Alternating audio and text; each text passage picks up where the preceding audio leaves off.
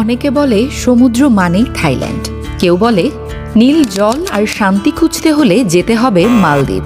কিন্তু আমি আজ এসেছি এমন এক দ্বীপে যেটা কোনো পাসপোর্ট চায় না, তবুও চোখ বন্ধ করলে মনে হবে চলে এসেছি কোনো এক ভিন্ন দেশে।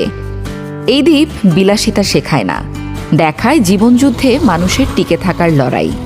এখানে সমুদ্র কথা বলে, বাতাস ধীরে হাঁটে, আর সূর্যাস্ত এমনভাবে ডুবে যায় যেন সময় নিজেই থেমে যেতে চায়।